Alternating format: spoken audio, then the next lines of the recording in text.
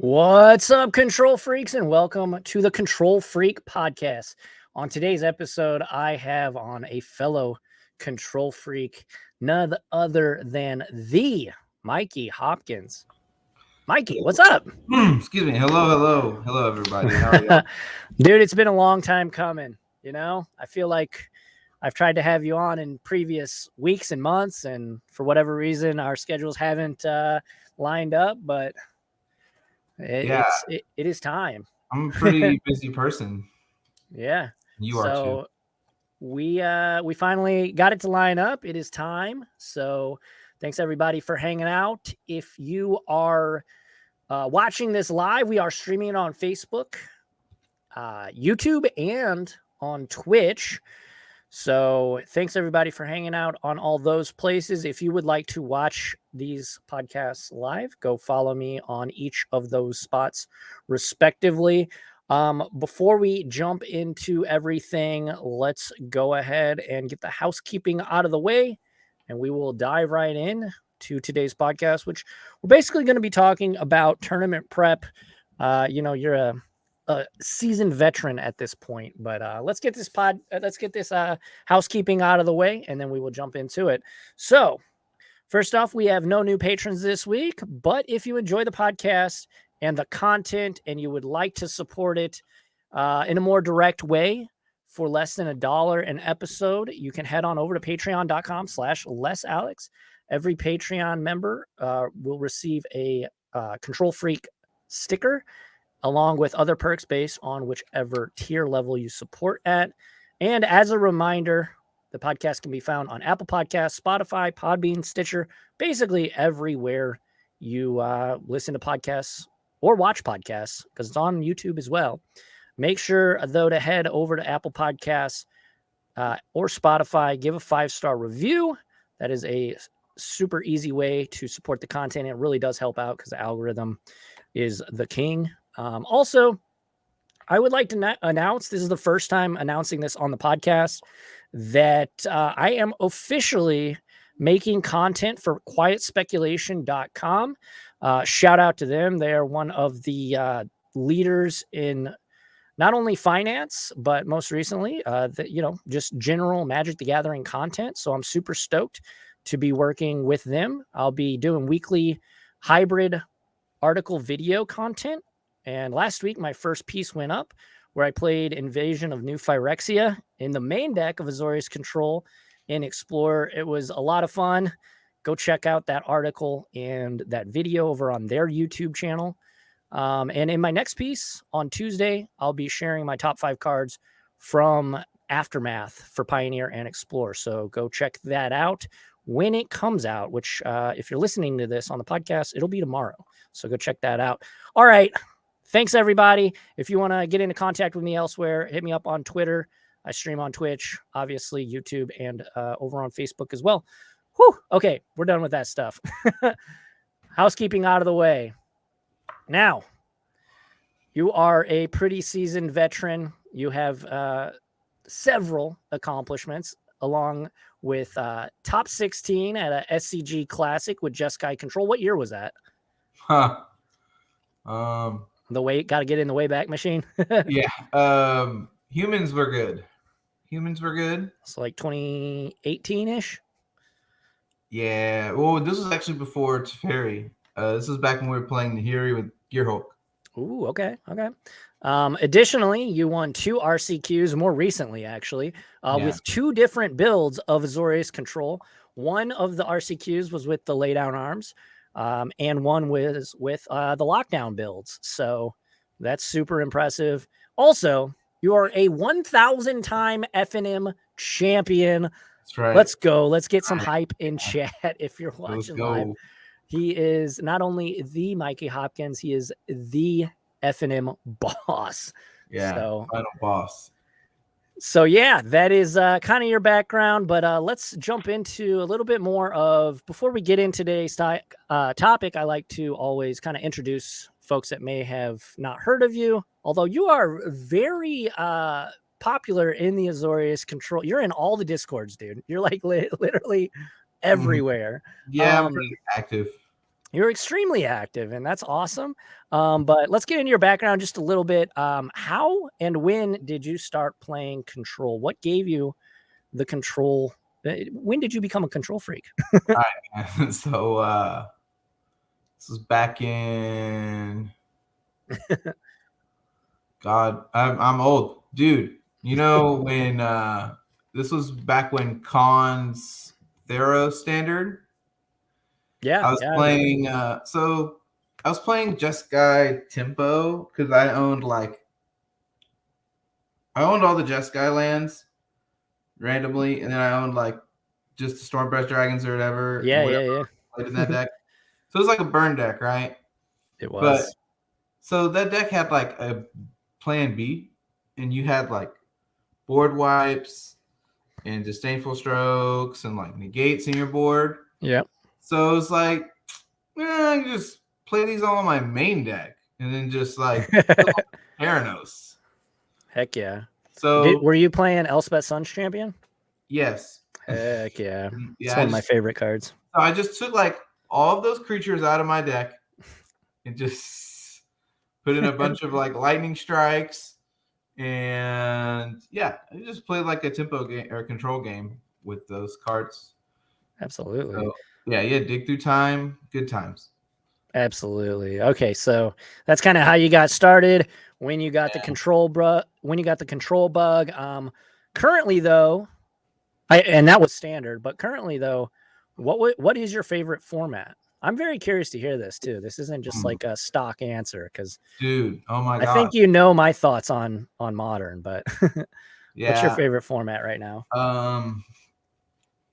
So I like both. Like I like playing both formats right now. So Pioneer and Modern. Yeah, but if do or die, gun to my head, like I gotta play a format, don't do it. I don't know, man. I gotta go with the Jabor special in Modern. That's been my everybody's like, what are you doing? Like play Pioneer, what are you doing? Why are you playing Modern? It's like, dude, I just want to enjoy myself for a few hours. So I respect it. I don't agree with it, but I respect it. I'm too big of a fan of Teferi 5. So, but yeah. I respect it. And you and George are fighting the good fight in Modern, man, because it's hard on these streets. Not when you have, Teferi time around. Teferi 3, yeah. That card is so good. It is excellent.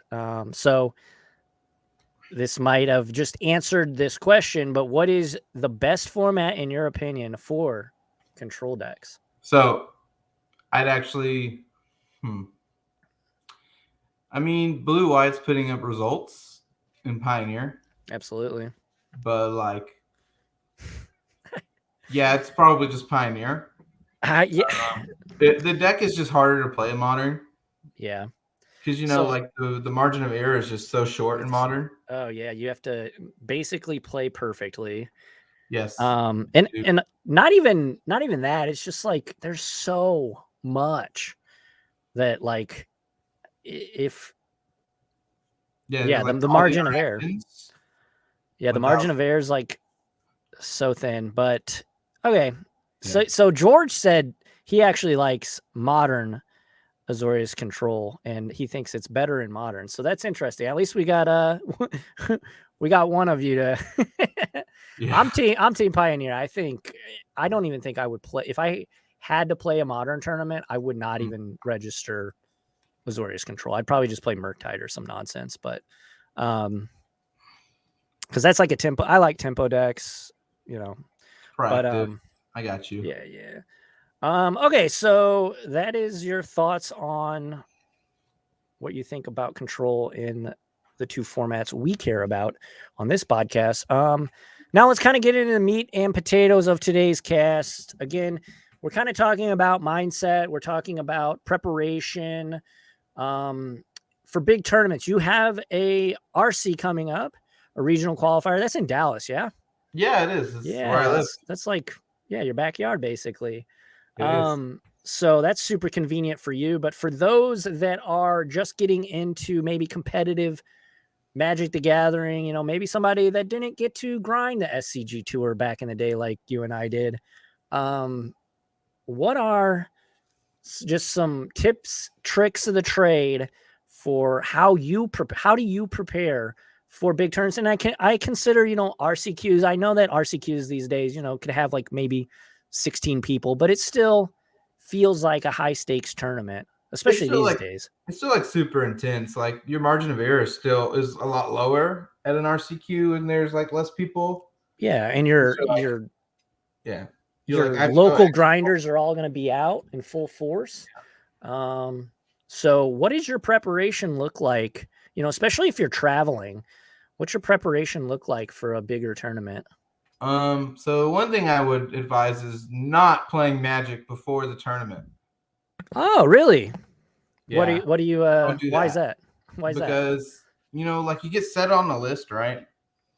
And you're like, oh, maybe I should change a card or two. Yeah. And then you go, oh, maybe I should audible. Yeah, maybe I should audible. You know, you take the deck to F&M. You're like, go 1 and 3, and you're like, oh, I came to test my Lotus Field deck, and my opponents were all playing like goblins. And you're like, this isn't good testing. Yeah.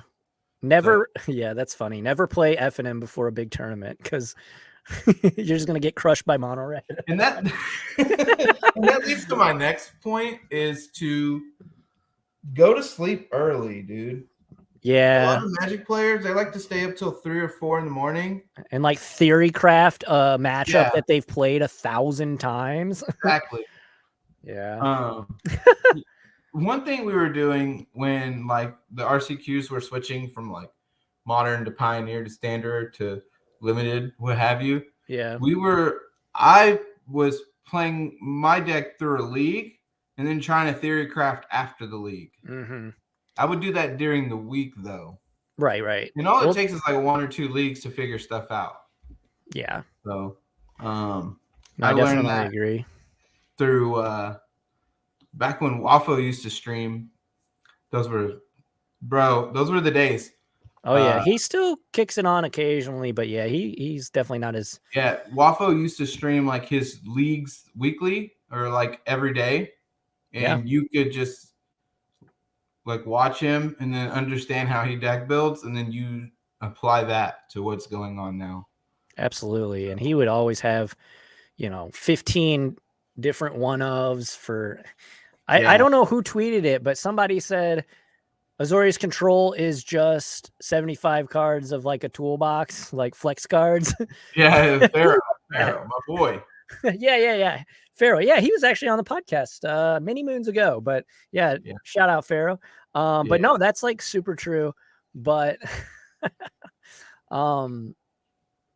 no, I think that actually makes sense, and that kind of tracks.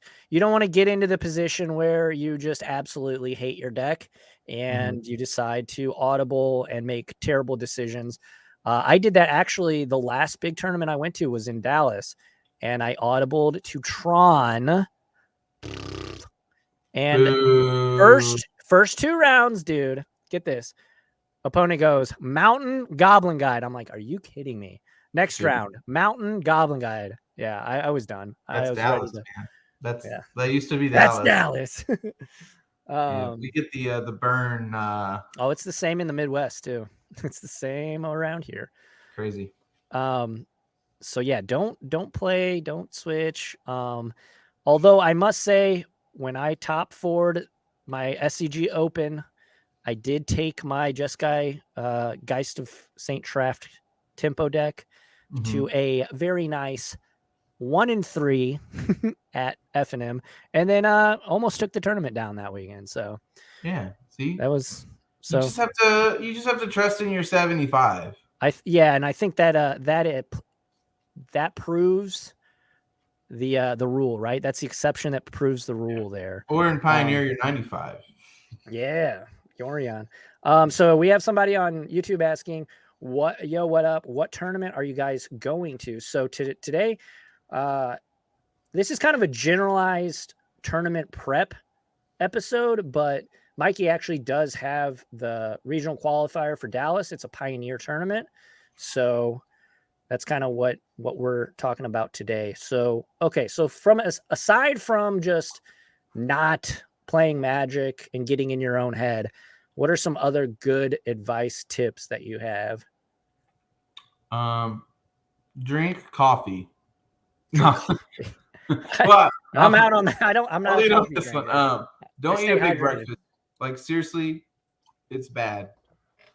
I played against a guy. Said don't eat a big breakfast. That's what you said? Yeah. So like I played against a guy at an RCQ, and it's just like this is both our winning in, or like we're both just trying to survive to top 8. Yeah. And he's like, my stomach hurts. And I was like, oh, are you okay? No. And he's like, kind of had a big breakfast and now my tum. Yeah, my tummy's like, going crazy. Well, and I don't know what deck they were. I don't know what deck they were playing, but like, if you get that with Control, you're screwed, right? Dude, he was playing the creativity deck. Oh yeah, that's definitely a combo, Control deck. So the one that you worm with the worms. Yeah. Yeah. So, and I just like shaking my head. I'm like, I've learned not to do this.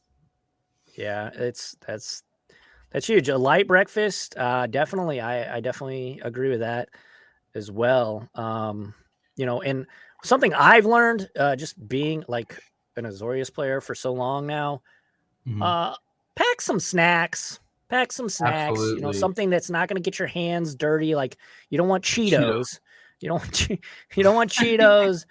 Maybe you got some, I don't know, peanut butter bars or, graham crackers or whatever, just some trail mix or something. Yeah. Yeah, dude. I guess the grails you could say for good snacks to a tournament is protein beef jerkies. Oh, beef jerky's great because it's beef high jerky's protein. Great. Yes, protein bars, granola bars, trail mix. Honestly, dude, I'm thinking about taking a peanut butter and jelly sandwich to the RCQ and just. There's actually a guy at the local game store that is pretty close to me. He does that. He takes a sandwich with him to effing him. Is it a PB&J though? Yes. So PB&J, it's so weird because NBA teams, their pregame meals, like, I mean, 28 teams, their pregame meals are literally PB&J because it provides a nice boost of energy and it fills you up because of the bread. So there might be something to it.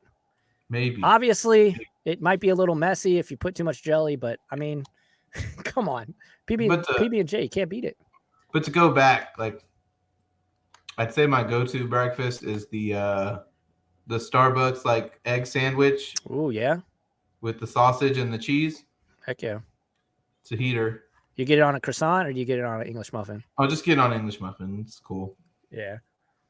And then, so one thing I do before the tournament is I wake up really early. And what I would suggest is taking out your whole deck and your sideboard. Yes. And then getting a blank sheet of paper and writing down the guide.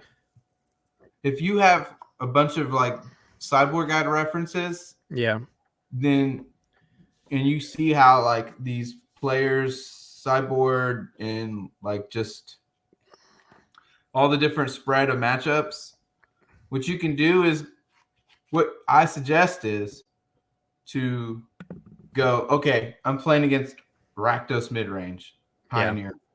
All right, what's bad? But don't look at their guide yet. Just think about what you would take out. Right. And if you're doing that and you're like, okay, there's a lot of bad cards here.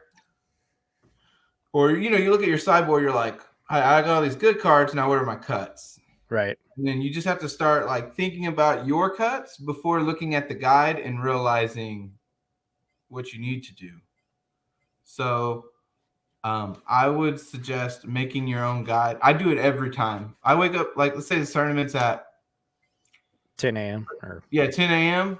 Brother, I'm up at 6. Sheesh. No, thank you. Yeah, no, I'm up at 6. I'm, getting my deck ready, sleeving it up for the day, what have you. I'm not touching my cards the night before a tournament. That's smart, though. Yeah, I mean. Yeah. If I'm touching my cards, I'm going to play a league of Magic Online. That's not really even touching them. But, yeah. No, yeah. Yeah, no, I think having a sideboard guide, and I mean, obviously you can have a sideboard guide prepared, days in advance, but just going over it, I think, is important. Getting it fresh in your memory. Obviously, you have it as a reference with you, written down or whatever. Yeah, you can take it with you to the tournament. Yeah, it just has to stay in your deck box. So, you can't take it out during the game that you're playing. You can only look at it in between the sideboard games. Yeah, so that's super important, though. I think that having a sideboard guide is of utmost importance. So I don't know if chat, do you guys keep a sideboard guide handy, or do you just kind of free roll it? I would definitely suggest. It's crazy because in Modern, I don't keep a sideboard guide with me, but in Pioneer I do. Yeah, and it's just weird because like the margin of error for Modern, like we said, is like so much like smaller, but you've played Modern for so always long. has a sideboard guide. Yeah, you've played Modern for so long, you're like, okay. It's more of a vibes thing in Modern too. Yeah, I would agree with that, but I think it's always nice to have something to reference. Every big tournament that is, like an RCQ or a win a duel or whatever, any local Modern or any local tournament, I like to have a sideboard guide. As long as it's not like a weekly or whatever. If you're just playing for packs or whatever, then whatever. These are all your buddies anyways. But like, if it's for something that's, potentially more valuable than a couple packs or $10, $20 in store credit, definitely keep that thing on me. But yeah, so sideboard guide, super important. I definitely agree.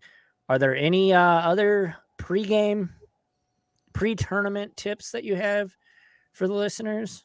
So we got don't eat a huge breakfast, but eat a nice breakfast. I would say stay hydrated. That is kind of like, absolutely. Yes. If you see me, I mean, in all my streams, all my videos, I'm always drinking water. That's my go-to. I know there's a lot of coffee drinkers out there, but I stick with water.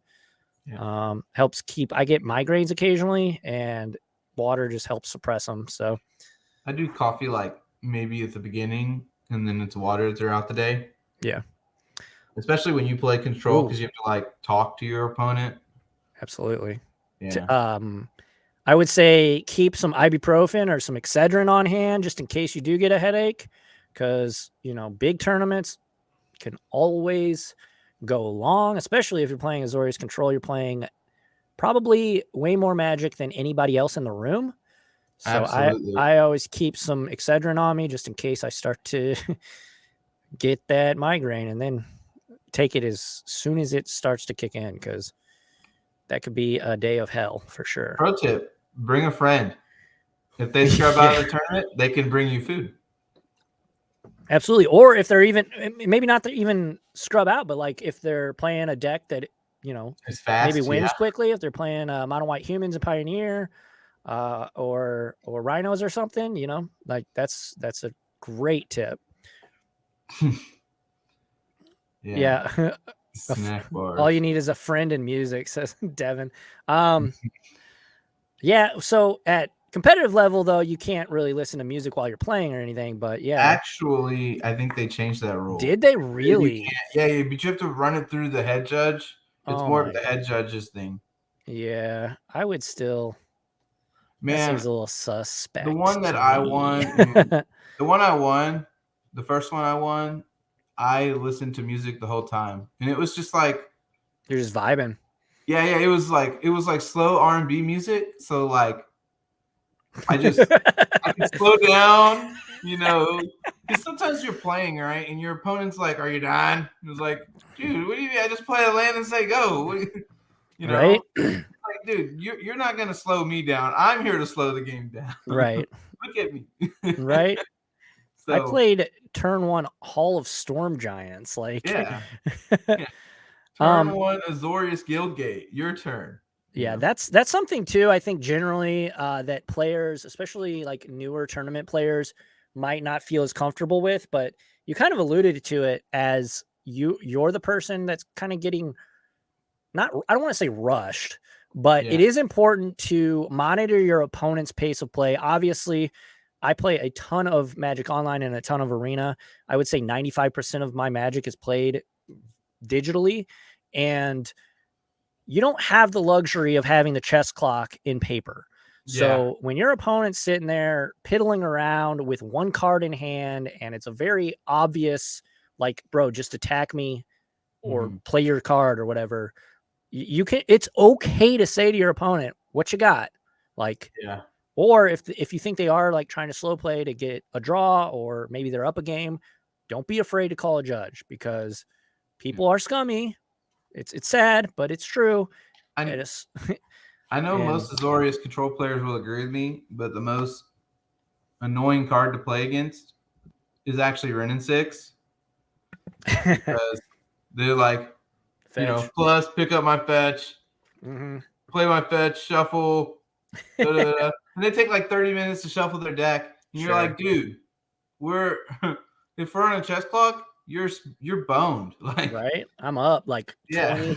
I'm up 20 to like my 20 minutes to your 14 minutes. Yeah, dude, I'm blowing you out. It doesn't even matter if you're winning because you have Renin 6 in play. Yeah.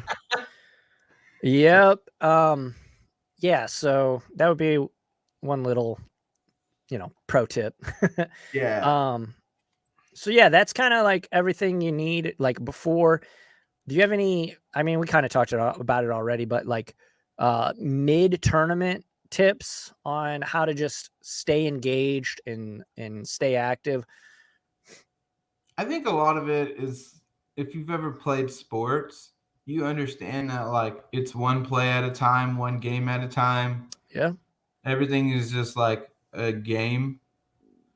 Well, yeah, it's a mini game, right? Every turn, even if you misplay, don't misplay don't misplay because you misplayed, right? Yeah. Like, I was listening to Cedric Phillips talk, and he was talking about how Magic's about who makes less mistakes. Absolutely. And he was like, if I make less mistakes than my opponent, then I'm most likely going to win the game. Oh, yeah. And a lot of that just comes down to reps, understanding play patterns, and just overall like vibes. Yeah, if you're prepared, you're gonna be doing great. And kind of speaking on, misplaying and not playing into misplays after you've misplayed, is like, don't tilt. And that's something C Mills just put in chat. Definitely, like, it can be hard. It's very easy to say don't get tilted, but like if you lose a round or lose a game or even like missequence something, you got to let it go. Just take a deep breath, and move on. Playing Magic with confidence is actually huge. Like, even if you have nothing, bluffing is like, it's like poker, Well, yeah, and bluff. Your opponent thinks you have a counter spell, and then you don't, and then they like run all their stuff out, and then you're like, oh, Supreme Verdict, and they're like, well, that just happened. GG, easy. Yeah. So no, yeah, that's true too. Bluffing is a huge part of playing Control. Body language is super important. Absolutely. And bluffing, say somebody casts a spell that is like reasonable to counter. Yeah. Like a memory, like say in the mirror, like a memory, like an early game memory deluge. Yeah. You can kind of, especially in paper, you can really bluff. Maybe you don't have a counter spell, but they instepped deluge. You can kind of shuffle your cards around, maybe move a card to the front, maybe signaling that might potentially be a counter spell. Maybe even tap your mana. Yeah. Then, wait, no. I don't want to counter that. Feel like pump fake thing, Yeah, the pin trick, right? Yeah. It's as old as magic, but yeah, no, that's super important. I think you hit the nail on the head. Confidence, playing with confidence. Well, probably any deck. I don't really play much other decks in paper other than Control, but I got a burn player the other day because I like flashed into Solitude, and he played Lightning Bolt. And then what I did was I grabbed my pin as soon as he put the pult on the stack to put it my life total down. You literally did the pin trick. Yeah, he was like, no, I mean that. And I was like, oh, okay. Yeah. Oh my gosh, you scoundrel. Yeah. No, you gotta get your edges too, man. Absolutely. Yeah. So yeah, and then that's all good stuff during the tournament. Not staying grounded, playing moment to moment, playing play to play, not getting tilted. That's super important. Staying hydrated. That's all well and good. So let's talk about post match and then pre-match preparation. So after you finish a game or a match of Magic, what's your little checklist that you like to do? You just finished, you're sitting there, whether you win or lose. Yeah. Kind of irrelevant, right? You really should treat your wins and losses pretty much the same. Right. You can't change it. Yeah. Like sometimes, you win and, you're upset about how you won or something. And, no way. A win's a win, baby. Let's go. Sure. But but no, I see what you're saying. Like you misplayed, but you still won. And then somebody's even though you misplayed, you won. And it's like, yeah, but still won. That's just not good practice. Yeah, no. Reflecting on misplays when you win is a very, very good point. Yeah. Because maybe you should have attacked with that Hall of Storm Giant just to finish him off. Yeah, that's the hardest read too. That's my thing is I don't know when.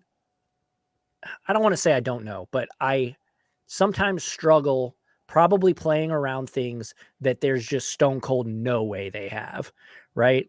Yeah. Like maybe a fatal push when they have the mana to pay for ward or whatever, and I just don't attack because and it's very obvious that they don't have it. Right.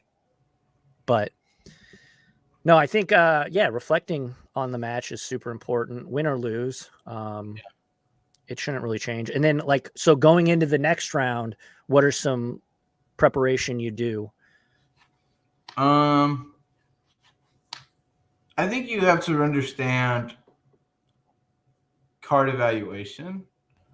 Yeah. What won me this game? How did I get from point A to point Z? It's when people play let's say people play a Fateful Absence, and you're like, oh, that card's pretty good. It killed their creature. And it's yeah, but I gave him a card. Yeah, that is definitely the runt of the litter for the Control spot removal suite for sure. Yeah, it's a hard life right now. Yeah, it's a necessary evil. It definitely is. Yeah, I mean, obviously, make sure your sideboard is out of your deck. Yep. You know what I mean? And put your stuff back in. Your companion isn't shuffled in. Yes. Oh my gosh. Actually, dude. Oh, my bag's around there, but I literally have a companion token. Just to. Oh, okay. Yeah, the one that Watsi. I suggest getting one, Mr. I know you're playing Kahira too, so. Yeah. And I just actually got the Multiverse Beyond one. Looks super cool. I was $1, but it looks cool. All my cards are becoming Japanese soon, so that's sick. I've been seeing that. So checking your sideboard, making sure that whatever, nothing's in the wrong spots. That's something too for strictly Moto and arena players. You don't have to worry about that, right? Right. You just even when you present your deck, naming your companion at the beginning of the game before you give them your deck to cut or shuffle or whatever. I did that last night at a weekly, and it's the first time I'd played paper in like 2 months. So luckily it was like round 1. So dude was like, yeah, you're good. But that's something to definitely take note of. Make sure if you have a companion before and after, it is in the proper spot, whether it's in the companion zone as you start the game or in your sideboard and not shuffled in your deck. Take a picture of your sideboard in your main deck. That's a great idea. Or put your deck on Goldfish, like through you can just reference it before and after matches. Yeah. Yes, sir. Another thing I do actually before a tournament is, as somebody that's had a lot of deck registration errors at a tournament. Maybe this guy isn't the best person to be giving advice. Years of experience, man. Right? Hey, you live and you learn, right? Yeah. So what I do is I take out all the cards in my box, and I'll separate. Obviously you separate lands and spells and like profile it. Yeah. But I'll take out every single card in my box and write down every single card that's in the box. Nice. My friend, he like does it like in his notes, where he like puts his deck list in his notes and then he writes it like at the store. And I'm just, no, Devin, that's not how you do it. Sorry to call you out, but no, man, brother, called out. Write it down. Live in 4K. Do it, dude. It's 2023. Just cut the bull. Yeah. No, that's super important. Johnny Tragic says reverse engineer the sideboard plan. That's definitely I think taking a picture, that's brilliant. I've actually never done that. Usually I'm pretty locked in on my list for tournaments like this. Yeah. So I definitely think though that if you're newer to competitive Magic, because the Zoomers, they're out here, man. They're going for the throat. Dude, they are really good. Yeah, it's insane. But also deck reg errors, speaking of that, make sure you don't have any cards that are not registered in your deck box, because otherwise you will get a game loss, no questions asked, because it's just impossible to know whether it was an honest mistake or you were trying to gain an advantage. Obviously, these are fine, your tokens. Oh yeah, your tokens are fine as long as they're not official Magic the Gathering, cards. They can be tokens, but not cards. I've had so many friends get got by that. But okay, so we've talked about pre-tournament, we've talked about mid-tournament, we've talked about what to do before and after a match. What about after the tournament is all said and done, whether you took home the trophy, got your RCQ invite, or you just won the freaking Pro Tour, or maybe you scrubbed out, maybe you went 1-2 drop, Well, it depends. It depends on what's there for the next day. Yeah, does it though? I mean, well, like let's say you go to like an SEG con, right? And you're sure, if you win and then you just kind of get to hang out the next day. Yeah. But like, I think like, okay, so you're sitting there, your tournament's over, whether you won the tournament or you split for first or you literally just scrubbed out. Mm-hmm. I don't know if the mindset should really change that much, whether you win or not. Obviously, you want to be grateful and you want to, if you won the thing, obviously be present in the moment, appreciate it, because it doesn't happen much. The best players on the planet win 55-60% of the time in this game. They're like it's like in baseball with hitters. Yeah. Like the average best hitter, his ERA is like 30, Right. Batting average is only hitting 300. You're a all-star. Yeah, exactly. So, if you I think the biggest thing about when you grind all these tournaments and you I tell people this all the time, unless you're Nathan you're God. Yeah, and you just roll out of bed, you crush everybody. Hop up out the bed. Oh man. Yeah, no. So that's very true.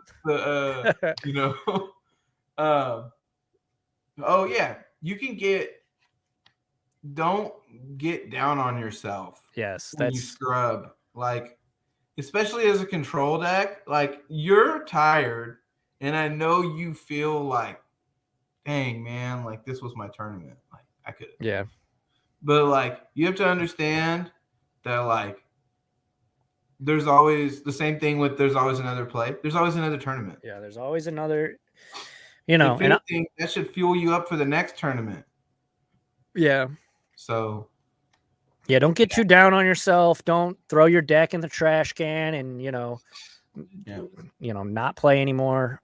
I mean, it's a journey. It's a Magic the Gathering is a journey.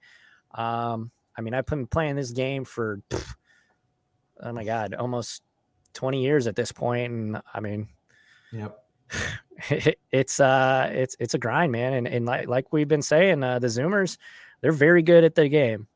They're very good, and they're coming for that top spot. Yeah, dude.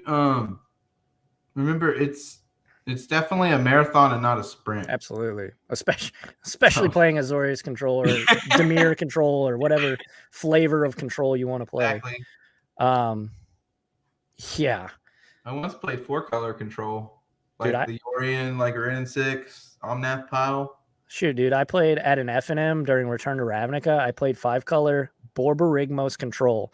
So we'd play Borborygmos, we'd Sphinx's Revelation, and throw our lands at our opponent and kill them. Dude, that sounds so much fun. I went 4-0. I went 4-0 with that stupid champion. How many times are you an F&M champion? I mean, probably 1,001. Dang, that's one more than me.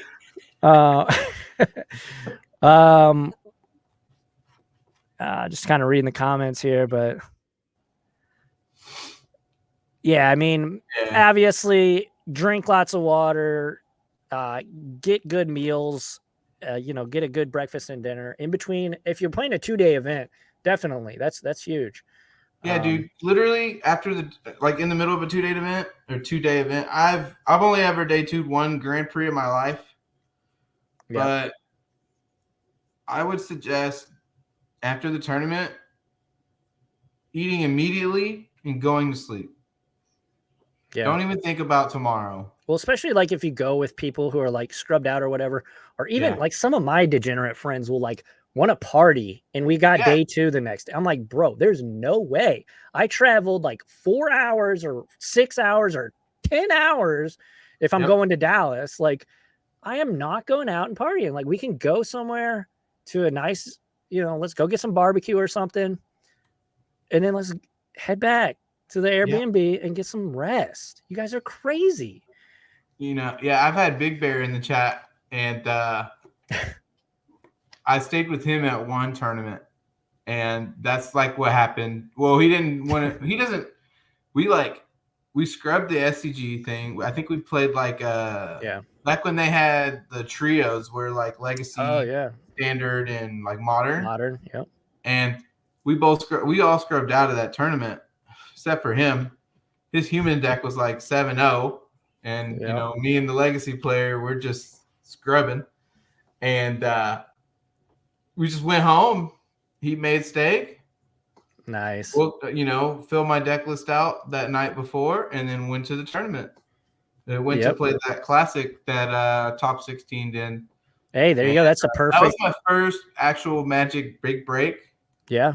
And it felt cool, man. Like, yeah, and that's something too that like it doesn't matter if you've been playing competitive Magic for 2 months and have a nice top finish, or if you've been playing for 2 years. Like if you commit yourself to it, you get in the reps, you know your matchups, you have good sideboard guides, you have basically all the tools that we're talking about here. Your big break will come if you put in the work and effort. Yep. And I mean, gosh, I haven't top 8'd a big tournament since I split an NRG trial in 2017. Sheesh. Now, granted, I haven't played Paper Magic competitively since 2019, but still, there's 2 years where I bubbled so many top 8s, 9th, literally 3. When I joined the team that we were on, I'm not going to say their name, but when I joined the team we were on together, I went on a string of 9th place my 3 first tournaments I was on the team. It was brutal. Yep. But two of the points we've made here, you got to keep at it. If it's something you want to do, you got to keep at it. Yep. So look at Michael Jordan, man. Cut. Yeah. Where's he at now? Hall of Famer. Some might say he's the GOAT. Yeah. See, my boy Big Bear here won an SCG Modern Classic. The same one I actually top 16 with. I top 16 two of them. I top 16 another one with Is It Phoenix? Nice. Dude, that deck was insane. Oh yeah. In Modern? That was nuts. There's not that and Hogak are the only two decks that like I've ever had to put a control deck down to play. I mean, and the ironic thing is when Hogak was good, Control was actually pretty good. It was like very tier 1. Yep. And because everybody was playing these nonsense main deck surgicals and stuff that like you just do not care about at all. Nope. So that was a fun time. I mean, Hogak was obviously heinous and needed to go, but that was a fun time. I liked him. I bet. So yeah, that's kind of I don't know if you have any other tips, tricks, nuggets of wisdom, but that's about what I wanted to accomplish. I think this was an excellent conversation.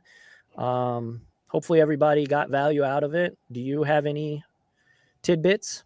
So shout out to my favorite podcast is called Constructed Criticism.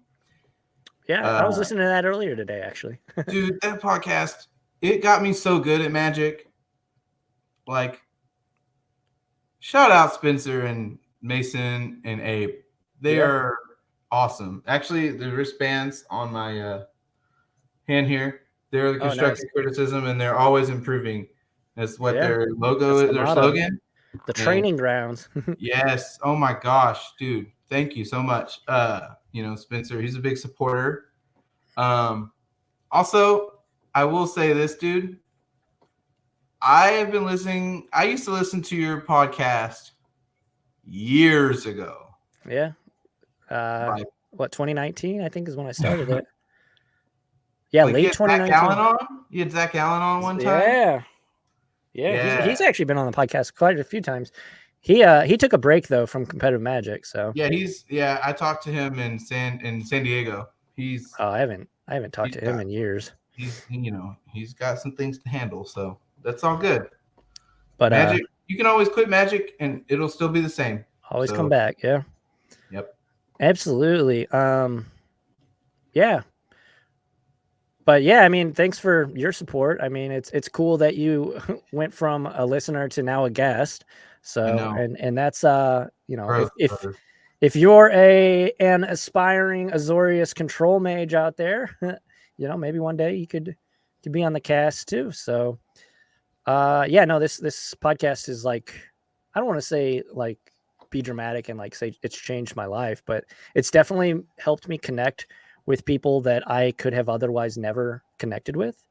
I mean, getting to have conversations with Zach Allen and Steven Dykman most recently, and George and Claudio and all these guys. It's been excellent. Shout out to Claudio and them too, man. Hell of a card. Oh yeah. And next week we're gonna keep it rolling. So be on the lookout for that. Where can folks find you on the internet? You can find me on Twitter at the it's capital Mikey Hopkins. Shout out Tan and Grace. And you stream still? You stream like poker nowadays, though, occasionally. I don't stream none of that. I don't really stream anymore. I stream through Discord with the homies, Yeah. You can shout out your Discord if you want to send me the link to that. I'll put that into the description of the podcast and people can go join. Yeah, we can do that later. Okay. Yeah, whatever you want to do. Yeah. So shout out to that's kind of it. Just Twitter. Just Twitter. My DMs are always open if you want to talk. I'm down to talk. I know Unbreakable Wits in chat. I've talked to him a million of times about Control. And yeah, that's kind of it. Heck yeah. So thanks everybody for watching. If you're watching live, again, we do stream all these episodes on Facebook, YouTube, and Twitch. Facebook, you can check it out. The link will be in the description, of course, but if you're just searching for it, LessAlex, the Control Freak. YouTube and Twitch are at LessAlex on both of those. I do gameplay videos. I stream weekdays 9 a.m. Central, so check that out. I've been extremely consistent too. Yeah, so check that out. Again, if you want to support the content though in a more direct way, head on over to patreon.com/LessAlex, and for, like I said, less than $1 an episode, you can start supporting the content. I appreciate it. Everybody who's a patron, I appreciate you all. Or if you want to just head on over to Twitch and become a subscriber, you get some sick emotes, and join the Discord and everything. And as a reminder, the podcast can be found on Apple Podcasts, Spotify, Podbean, Stitcher, basically wherever you listen to a podcast. And if you want to support the content in a free way, but a super, super welcome and just a great way to support it, head over to Apple Podcasts, give a 5-star review and a couple kind words about the podcast, what you like about it. If you have any ideas for guests, if you want to see anybody on the show, that is a little bit of a Azorius Control connoisseur, or just super good in a format like Pioneer or Modern, they don't even need to be a control player. We had Steven Dykman on, and he won that double NRG, and that was insane. I was there. It was insane indeed. Yeah, it's the first time in the history of NRG series that has ever happened. Additionally, though, you can head on over to Spotify, give a 5-star review. And like I said at the beginning of the cast, I just started becoming a content creator for quietspeculation.com, where I'll be doing weekly content. It'll be hybrid content, so it'll be a short article and a long form video. So check that out. And my video/article will be top 5 cards from Aftermath for Pioneer and Explorer. That'll be coming out if you're listening to this tomorrow, which is Tuesday. So check that out. If you want to follow me directly on Twitter, at LessAlex. I'm LessAlex everywhere. You find me if you just type in Google. But I appreciate it, Mikey. This was a blast. You're a character, man, and I appreciate you coming on. Everybody knows you in the Azorius community at this point. So thanks, dude, for coming on. I really do appreciate it. I'm glad we finally lined up our schedules. Yeah, I know. Thank you for having me on. Now go win that damn RC. Okay. You got to do it. And then you can come back on. You can come back on as soon as you win it. I know. We can talk about a tournament breakdown. All right. You're just like, don't put pressure on me like that, bro. But yeah, thanks everybody for watching. I do appreciate it. If you're listening, again, appreciate you. All the support over the last couple weeks since I came back. I do appreciate it. And as always, keep spreading that Azorius propaganda, and I will see you all in the next one. Control Freaks. Adios.